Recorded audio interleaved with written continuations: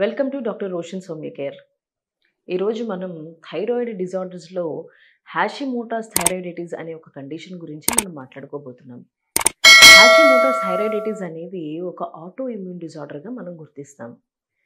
అంటే ఎప్పుడైతే మన బాడీలో ఉండే ఇమ్యూన్ సిస్టమ్ ఏదైతే ఉందో దాంట్లో ఒక యాంటీబాడీస్ రిలీజ్ చేసి ఆ యాంటీబాడీస్ వెళ్ళి ఈ థైరాయిడ్ గ్లాండ్ని డిస్టర్బ్ చేస్తూ ఉంటాయి.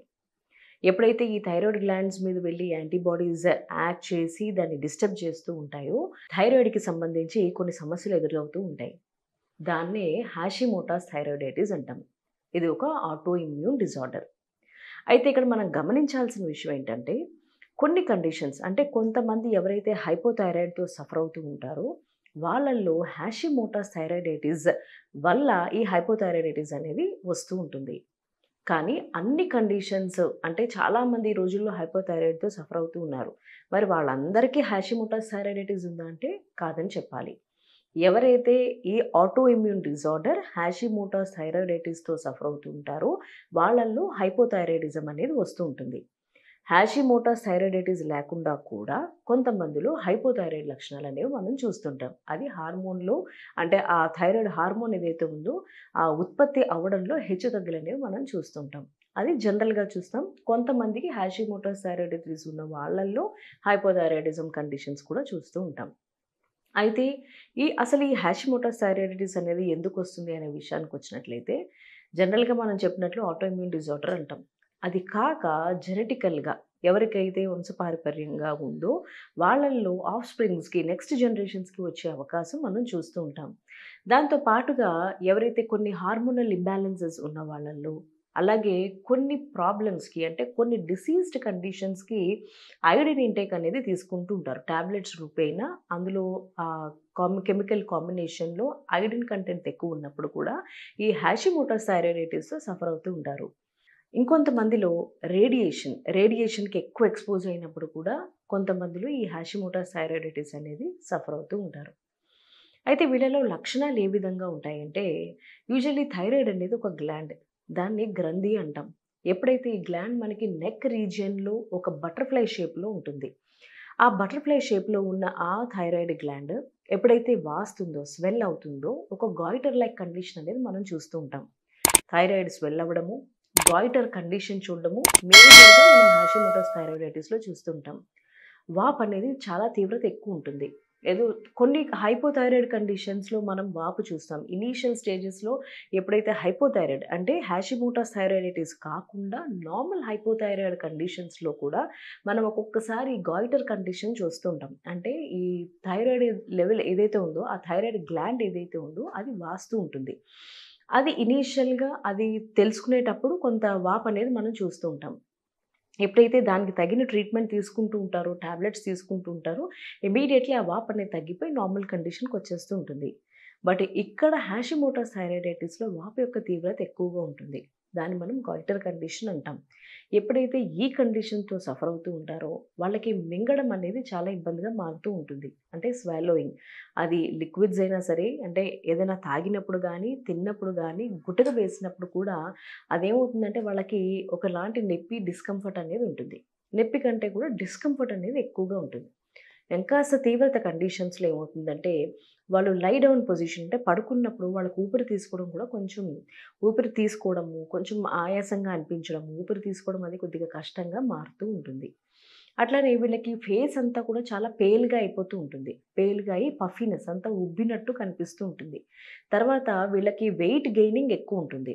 అంటే ఒబీస్‌గా అవుతూ ఉంటుంది. ఎందుకంటే మెటబాలిక్ డిజార్డర్ కాబట్టి యూజువల్లీ ఎప్పుడైతే థైరాయిడ్ హార్మోన్ అనేది సరిగ్గా రిలీజ్ అవ్వనప్పుడు ఆటోమేటిక్‌గా ఏమవుతుందంటే బాడీలో ఉండే మెటబాలిజం అంతా కూడా సరిగ్గా జరగక బాడీలో ఫ్యాట్ అనేది అక్కడ ఇక్కడ కూడా ఎక్కువగా అంటే ఎస్పెషల్లీ బటక్ రీజియన్‌లో పొట్ట రీజియన్‌లో ఇలాంటి రీజియన్స్‌లో ఎక్కువగా స్టోర్ అయిపోతూ ఉంటుంది. సో వీళ్ళకి వెయిట్ గెయిన్ అనేది ఎక్కువగా చూస్తూ ఉంటారు.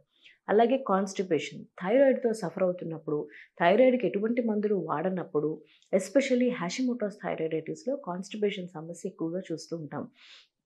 దీంతో పాటు హెయిర్ కూడా విపరీతంగా ఫాల్ అవుతూ ఉంటుంది. అలానే హెయిర్ యొక్క అంటే ఆ లేయర్ ఏదైతే ఉందో హెయిర్ అంతా కూడా చాలా థిన్ అయిపోయి హెయిర్ ఫాల్ అనేది మనం ఎక్కువగా చూస్తూ ఉంటాం. ఇంకొంతమందిలో కాళ్ళు వాపులు, తర్వాత ఇలాంటి కండిషన్స్ అన్నీ కూడా మనం ఈ హాషిమోటోస్ థైరాయిడైటిస్‌లో చెప్తూ ఉంటాం. తర్వాత ఇంకొంతమందిలో హాషిమోటోస్ థైరాయిడైటిస్ ఉన్న వాళ్ళలో ఏమవుతుందంటే బాడీ అంతా కూడా చల్లగా అయిపోతూ ఉంటుంది. ఆల్రెడీ మనం పేల్‌గా అయిపోతారని చెప్పాము. చాలా ఎనిమిక్‌గా తయారవుతున్నట్టు ఉంటారు. అంటే ఫాల్స్ ప్లెథోరా కండిషన్స్ అనేవి చూస్తూ ఉంటాం. ఉండడానికి ఒళ్ళు వెయిట్ ఉన్నట్టు ఉంటారు. కానీ చాలా పేల్‌గా ఉంటారు. అట్ ద సేమ్ టైమ్ వాళ్ళలో ఆ వార్మ్త్ అనేది డెవలప్ అవ్వదు. ఎప్పుడు చూసినా వాళ్ళు చలేస్తోంది అంటారు. యూజువల్లీ లావుగా ఉన్న వాళ్ళల్లో ఆ వార్మ్త్ అనేది ఈజీగా రావాలి. ఎందుకంటే ఆ ఫ్యాట్ ఉంటుంది కాబట్టి అది ఒక థర్మల్ రెగ్యులేటర్ కింద వర్క్ చేస్తుంది కాబట్టి యూజువల్లీ ఆ వార్మ్త్ అనేది ఉండాలి. కానీ వీళ్ళు అది ఏమాత్రం రెగ్యులేట్ చేయలేకపోతూ ఉంటారు. అలాగే మెన్స్ట్రుయల్ ఇర్రెగ్యులారిటీస్ ఒకటి చూస్తాం. అంటే మెన్సెస్ అనేది నెలసరికి రాకపోవడము, అలానే ఒకవేళ వచ్చినా కూడా ఎక్కువగా బ్లీడింగ్ అవుతూ ఉండడము, ప్రెగ్నెన్సీ రావడం అనేది చాలా కష్టంగా మారుతూ ఉండడం అనేది మనం ఈ హాషిమోటోస్ థైరాయిడిటిస్ కండిషన్‌లో చూస్తూ ఉంటాం. ఎస్పెషల్లీ ఈ థైరాయిడ్ గ్లాండ్ దగ్గర ఏమవుతుందంటే, చాలా వరకు ఈ డబ్ల్యూబీసీ అంటే మనం వైట్ బ్లడ్ సెల్స్ అంటాం కదా! తెల్ల రక్త కణాలు ఏవైతే ఉంటాయో అవి వెళ్లి థైరాయిడ్ దగ్గర ఎక్కువ స్టోర్ అవుతూ ఉంటాయి. దాన్నే మనం క్రానిక్ లింఫోసైటిక్ థైరాయిడైటిస్ అని కూడా అంటాం. ఈ హాషిమోటోస్ థైరాయిడైటిస్‌కి మరొక పేరది. సో, ఇలాంటి కండిషన్స్ అన్నీ కూడా మనం ఈ హాషిమోటోస్ థైరాయిడైటిస్ కండిషన్‌లో చూస్తూ ఉంటాం. సో, వీళ్ళకి ఎప్పుడు కూడా నీరసంగా ఉండడము, యాక్టివ్‌గా ఉండకపోవడము, ఎప్పుడు ఏ పని చేయాలన్నా పోస్ట్‌పోన్ చేస్తూ ఉండడము, బద్ధకంగా ఉండడము, ఇవన్నీ కూడా ఈ థైరాయిడ్ లక్షణాల కింద మనం చెప్పుకుంటూ ఉంటాం. అయితే వీళ్ళకి హోమియోలో ఎక్స్‌క్లూజివ్ ట్రీట్మెంట్ అనేది ఉంటుంది. ఎప్పుడైతే హాషిమోటోస్ థైరాయిడైటిస్ ఎస్పెషల్లీ ఇది ఒక ఆటో ఇమ్యూన్ డిజార్డర్ కింద మనం చెప్పాం. ఆల్రెడీ ఆటో ఇమ్యూన్ డిజార్డర్స్ అంటే ఏంటి? దీనిలో ఎన్ని రకరకాల కండిషన్స్ ఉన్నాయి?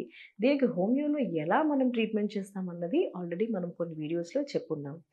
ఇప్పుడు సందర్భం వచ్చింది కాబట్టి ఎప్పుడైనా సరే హోమియో విషయానికొచ్చినప్పుడు ఆటో ఇమ్యూన్ డిజార్డర్స్‌లో మనం ఎస్పెషల్లీ హాషిమోటోస్ థైరాయిడైటిస్ గురించి మాట్లాడుకుంటున్నప్పుడు మనం కాన్స్టిట్యూషనల్ మెడిసిన్ ఇస్తాం.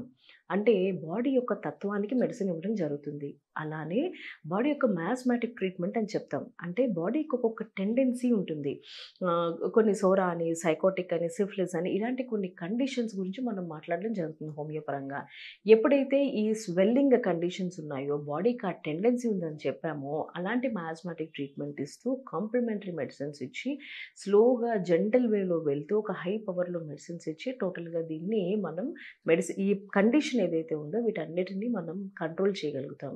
అలానే వాళ్ళ లైఫ్ స్టైల్ అంతటిని కూడా మార్చుకోమని, స్ట్రెస్ రిలేటెడ్ కనుక ఒకవేళ ఈ హాషిమోటోస్ థైరాయిడైటిస్ వచ్చినట్లయితే ఇవన్నీ కేస్ తీసుకున్న తర్వాత ఒక సరైన నిర్ధారణకొచ్చి దానికి మనం హోమియోలో మెడిసిన్స్ ఇవ్వడం జరుగుతుంది. అలా ఇవ్వడం ద్వారా దీని లెవెల్స్ అనేవి హాషిమోటోస్ థైరాయిడైటిసే కాదు ఎనీ ఆటోఇమ్యూన్ డిజార్డర్‌ని పూర్తిగా మనం కంట్రోల్ చేయగలుగుతాం.